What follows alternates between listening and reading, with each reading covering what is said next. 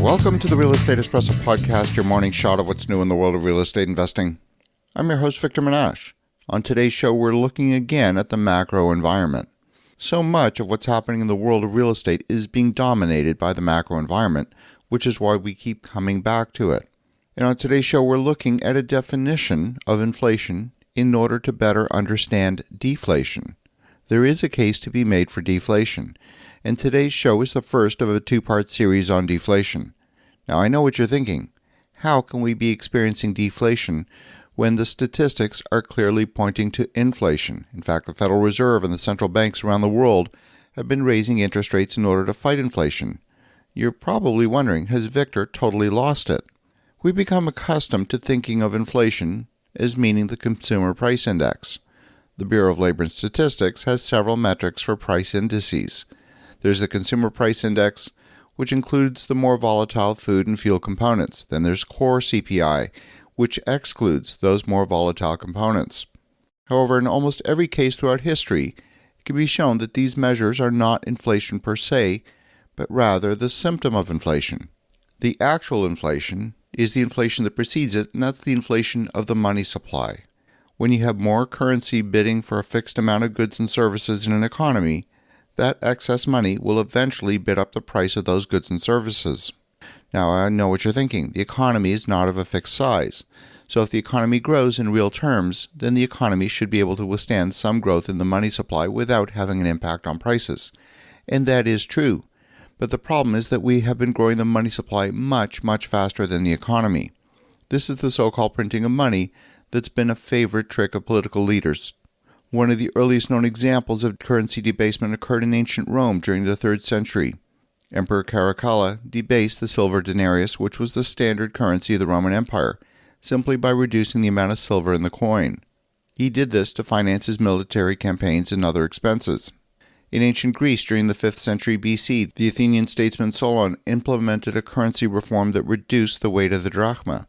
This too was done to alleviate the burden of debt on poorer citizens of Athens. We saw currency debasement during the medieval period, in particular in Europe.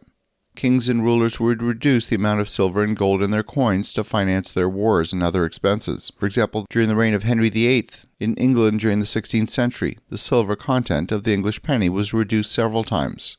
So that's inflation.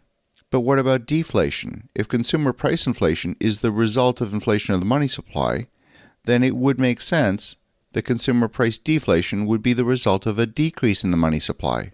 Well, we only need to look at the Great Depression that started in 1929 to understand deflation. During the Great Depression, we had several impacts of deflation.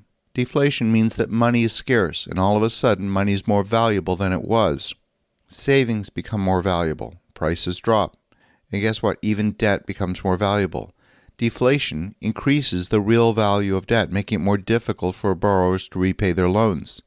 Many individuals and businesses had taken out loans during the 1920s, during the Roaring '20s, and then when the economy began to slow down, they found it increasingly difficult to repay their debts. Well, why is that? Well, debt is a claim on future earnings, and if earnings fall, well, now your debt is more expensive.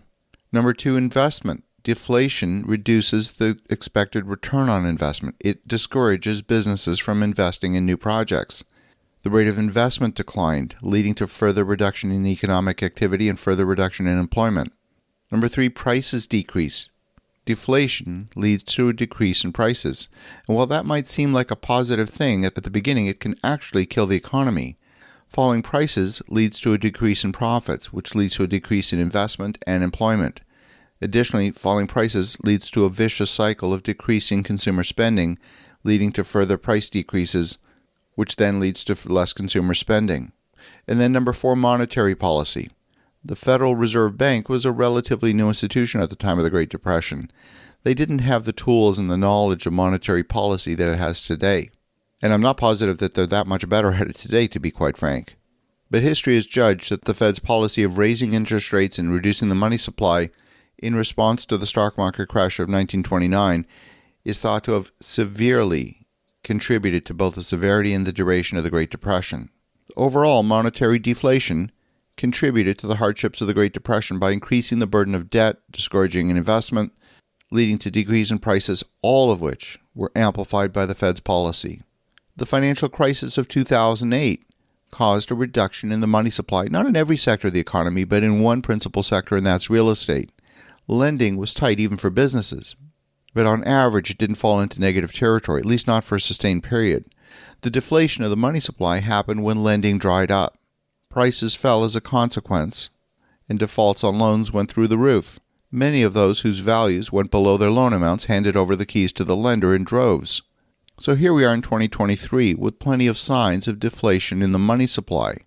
The deflation in prices always happens with a lag. And just like the increase in prices happens with a lag when the government showers cash from the sky like they did in 2020 and 2021 during the pandemic. On tomorrow's show, we're going to talk about the ways in which money can be taken out of circulation of the economy. Money isn't necessarily destroyed in every case, but it does leave the economy, and it can be considered deflationary. As you think about that, have an awesome rest of your day. Go make some great things happen. We'll talk to you again tomorrow.